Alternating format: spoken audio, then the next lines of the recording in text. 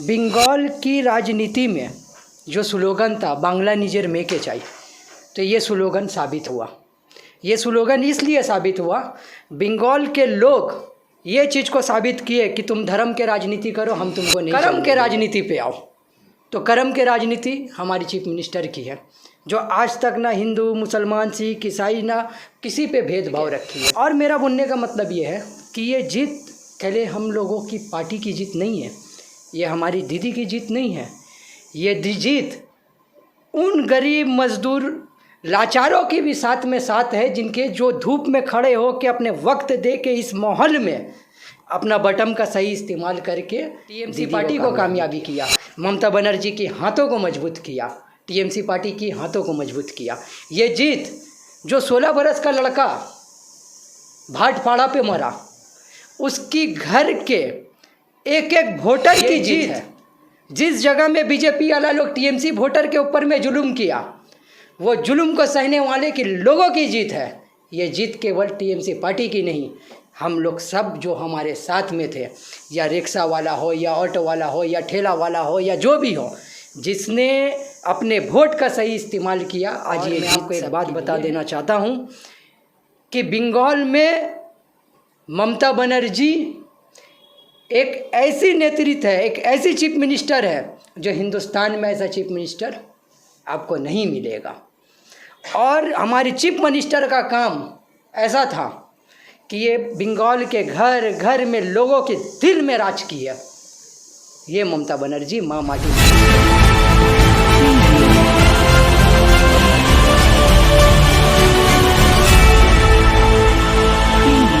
नमस्कार, आदाब दोस्तों, आप सभी का जनता टीवी हिंदुस्तान में स्वागत है। मैं इस वक्त कोलकाता के गार्डन रीच इलाके में हूं और जैसा कि जानते हैं, आज 294 सीटों का रिजल्ट आ गया है, जिसमें तृणमूल कांग्रेस को अक्सरियत से जीत मिली है और बीजेपी को इस बार मुंह की खानी पड़ी है। जबकि अमित शाह ने दावा किया था कि उन्हें 200 से ज़्यादा सीटें मिलने वाली है, जबकि वो 100 भी पार नहीं कर सके। इन्हीं मुद्दे पर हम बात करेंगे। राजा हमारे साथ शेख राजा साहब हैं। जैसा कि आप जानते हैं, इन्होंने दिन रात एक करके अपने यहाँ के कैंडिडेट को जिताने की कोशिश की थी और इनका जो कैंडिडेट है खालिक मुल्ला साहब, वो लाख से भी ज़्यादा वोटों से उन्हें कामयाबी मिली। जैसा कि आप जानते हैं कि सबसे हाईएस्ट मार्क अब्दुल खालिक मुल्ला को। इन्हीं तमाम मुद्दे पर हम शेख राजा से बात करेंगे। राजा साहब, ये बताइए कि आज आपको कैसा लग रहा है जीतने के बाद? देखिए, आज जो रिजल्ट अवाम के सामने है, ये बहुत ही काबिल तारीफ़ रिज़ल्ट है। और मैं आपको बोलना चाह रहा हूँ एक बात कि बंगाल की राजनीति में जो स्लोगन था बांग्ला निजेर मेके चाहिए, तो ये स्लोगन साबित हुआ। ये स्लोगन इसलिए साबित हुआ, बंगाल के लोग ये चीज़ को साबित किए कि तुम धर्म के राजनीति करो, हम तुमको नहीं चलने देंगे, तुम कर्म के राजनीति पे आओ। तो कर्म के राजनीति हमारी चीफ मिनिस्टर की है, जो आज तक ना हिंदू मुसलमान सिख ईसाई ना किसी पे भेदभाव रखी है। ठीक है। और मेरा बोलने का मतलब ये है कि ये जीत पहले हम लोगों की पार्टी की जीत नहीं है, ये हमारी दीदी की जीत नहीं है। ये जीत उन गरीब मजदूर लाचारों की भी साथ में साथ है, जिनके जो धूप में खड़े हो के अपने वक्त दे के इस माहौल में अपना बटन का सही इस्तेमाल करके दीदी को कामयाबी किया, टीएमसी पार्टी को कामयाबी किया, ममता बनर्जी की हाथों को मजबूत किया, टीएमसी पार्टी की हाथों को मजबूत किया। ये जीत जो 16 बरस का लड़का भाटपाड़ा पे मरा, उसकी घर के एक एक वोटर की जीत है। ये जीत जिस जगह में बीजेपी वाला लोग टीएमसी वोटर के ऊपर में जुल्म किया, वो जुल्म को सहने वाले की लोगों की जीत है। ये जीत केवल टीएमसी पार्टी की नहीं, हम लोग सब जो हमारे साथ में थे, या रिक्शा वाला हो या ऑटो वाला हो या ठेला वाला हो या जो भी हो, जिसने अपने वोट का सही इस्तेमाल किया, आज ये जीत सबके लिए है। और मैं आपको एक बात बता देना चाहता हूँ कि बंगाल में ममता बनर्जी एक ऐसी नेतृत्व है, एक ऐसी चीफ मिनिस्टर है, जो हिंदुस्तान में ऐसा चीफ मिनिस्टर आपको नहीं मिलेगा। और हमारी चीफ मिनिस्टर का काम ऐसा था कि ये बंगाल के घर घर में लोगों के दिल में राज किया। ये ममता बनर्जी माँ माटी मानुष की ताकत थी। तो आप उन्हें प्रधानमंत्री के रूप में देखना चाहेंगे, ममता बनर्जी?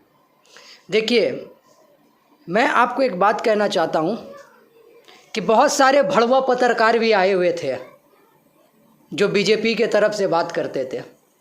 उसका एग्जिट पोल कहाँ गया?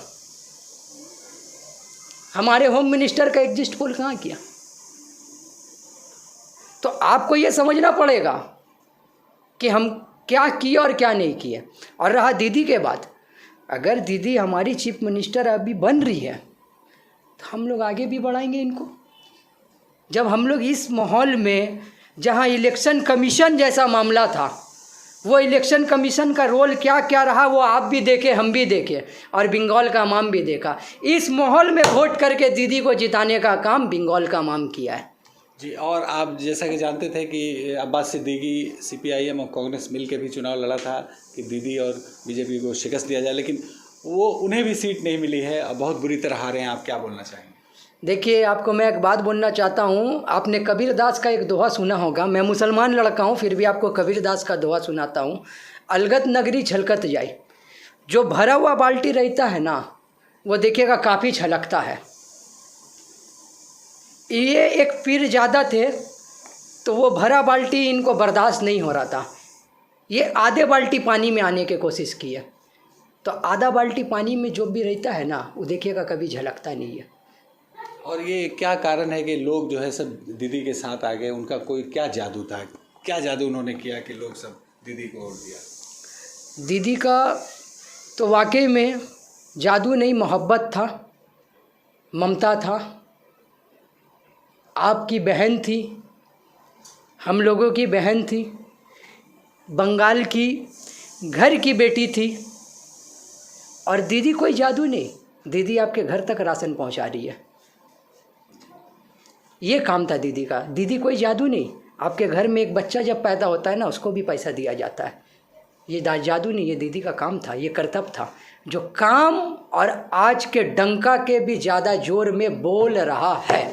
अच्छा, किस आधार पे यहाँ जो चुनाव हुआ है, हिंदू मुस्लिम भी हुआ है या विकास के नाम पे, किस नाम पे आपको लगता है चुनाव हुआ है और लोग वोट दिए? देखिए, जो धर्म का बात कर रहा था आज वो कहाँ है? जो धर्म का बात कर रहा था आज वो कहाँ है? और हमारी चीफ मिनिस्टर जो राजनीति की, आज वो कहाँ है? तो लोगों का मोहब्बत को, लोगों का प्यार को, और ये फैसला तो बहुत दिन आगे भी हो चुका था। अजमेर में जब एक नारा लगा अजमेर का रौजा से कि ममता बनर्जी को कामयाब करके अपने दौरे अक़दस में बुलाया जाए, तो इससे बड़ी बात और क्या है?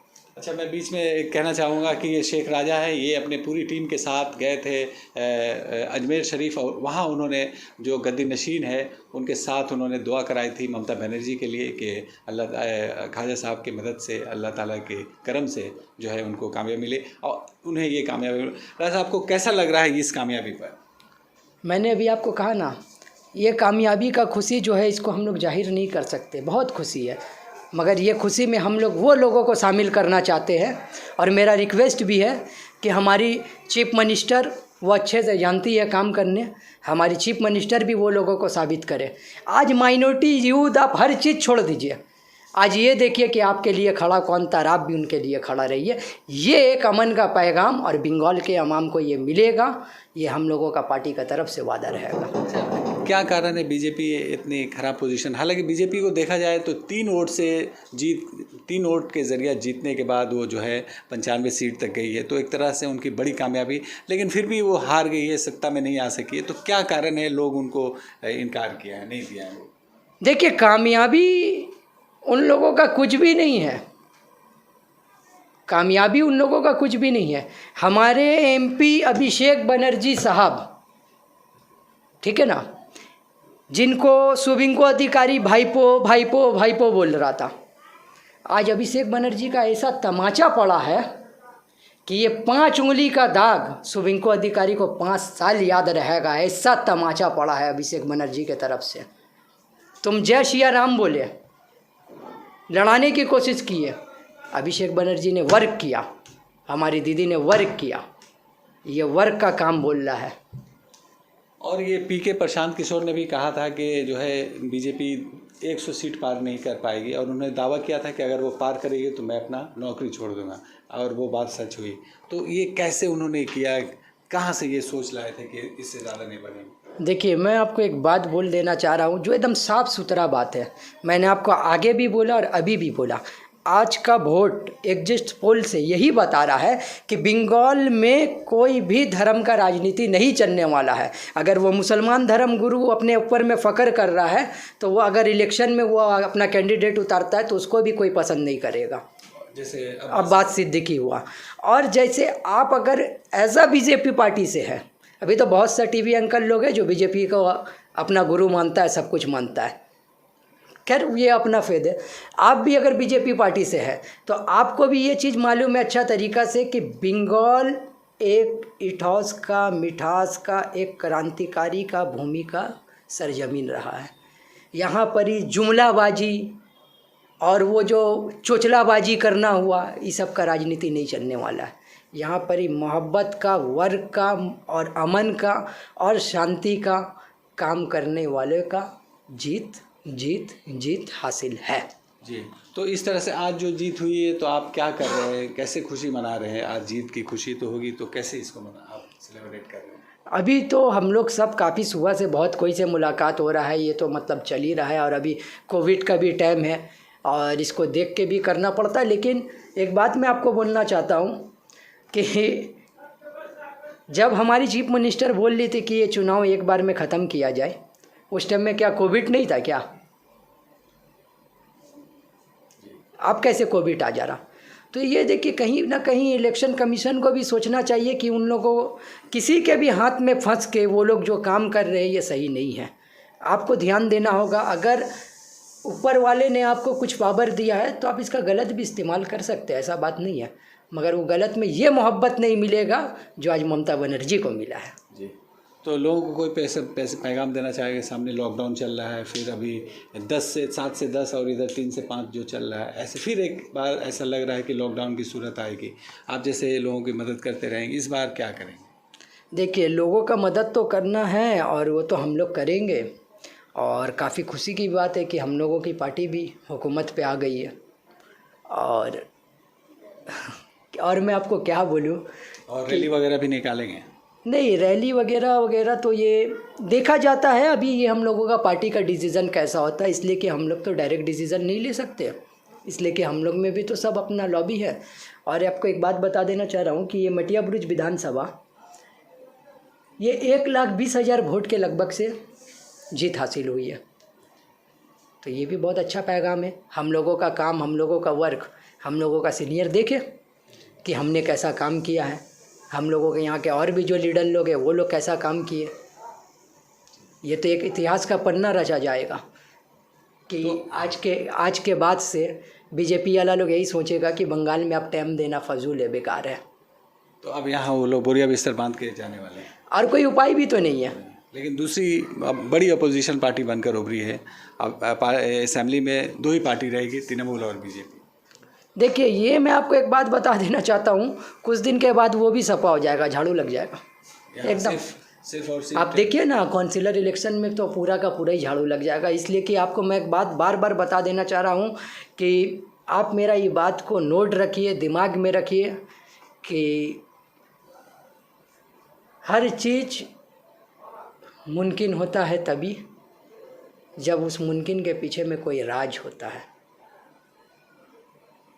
मैंने भी आपको कहा ना, तो ये जीत हम लोगों की अकेले की जीत नहीं है। हम लोग चाहते हैं कि ये जीत में अगर कोई भीख मांगने वाला भिखारी भी है और वो हमको वोट दिया है, हमारे पार्टी को वोट दिया है, तो वो भी हम लोगों के संग खुशी में शामिल हो। और जो 4 शहीद हुए थे उनके लिए भी, उनकी भी ये जीत एक तरह से। उनकी तो सेंट्रल फोर्स ने गोली मारी। देखिए, जिनको सेंट्रल फोर्स ने गोली मारी, यही तो हमारी चीफ मिनिस्टर की खासियत है ना, कि वो दूसरे के लाशों पे खड़े होकर राजनीति आज तक नहीं गई है। वो बोलती है कि हम पहले मरेंगे, आप लोग मेरे लाश पे खड़ा होइए और आप लोग इनसे जवाब मांगिए। तो आज आप एक चीज़ देखिए, नंदीग्राम के इलेक्शन के दिन जब हमारी चीफ मिनिस्टर को सब तरफ से घेर के रखा गया था, तो हमारी चीफ मिनिस्टर अकेले बैठ के थी ना, या नहीं थी, या डर से भाग गई थी? आप लोग उलझे रहिए ना, नंदीग्राम में खेले, यहाँ तो दीदी सबको पार लगा दी अपने नंदीग्राम में खड़ा होके कि तुम लोग नंदीग्राम को लेके परेशान रहो। तो ये खेला होवे जो यही तो खेला था, यही खेला था कि आप लोग दीदी जहाँ से खड़ा हुई है, आप लोग वहाँ से शुभिंको अधिकारी को खड़ा कर दिए, और खड़ा करने के बाद आप लोग सब नंदीग्राम को भरपूर तरीक़ा से हाईलाइट किए। आप लोग का पूरा फोकस नंदीग्राम पे जी, मगर कैंडिडेट तो सब दीदी निकाल ली ना। चलो चलो चलो, और खेला होता रहा। हाँ। बहुत शुक्रिया। तो आपने सुना, इन्होंने बहुत जोश और जज्बे के साथ कहा कि दीदी की सरकार हुई है। और यहाँ जहाँ पर हम लोग आज बैठे हैं, यहाँ पर अब्दुल खालिक मुल्ला 1,20,000 वोटों से कामयाबी उन्हें हासिल हुई है। बड़ी कामयाबी है। और जैसा कि आप जानते हैं, इससे पहले राजीव बनर्जी सबसे ज़्यादा वोट से जीते थे जब तृणमूल में थे। आज मोहम्मद अब्दुल खालिक 1,00,000 मुल्ला भी जीते हैं। तो इस तरह से राजा साहब से हमारी बहुत सी मुद्दे पर बात हुई है। और उन्होंने एक ख़ास जो बात थी वो ये थी कि वो अजमेर शरीफ गए थे, वहाँ उन्होंने दुआ भी कराई थी कि ममता बनर्जी को कामयाबी मिली। उनकी दुआ, वहाँ से किसी की दुआ या मिन्नत बेकार नहीं जाती है। वो जो भी जाता है गरीब नवाज है, गरीब नवाज हर किसी का झोली भर देता है। और यहाँ ममता बनर्जी का भी झोली भर दिया। बहुत शुक्रिया राजा साहब हमारे साथ बातचीत करने के लिए। दूसरे अपडेट के साथ फिर हम आपके साथ मुलाकात करेंगे, तब तक के लिए शुक्रिया।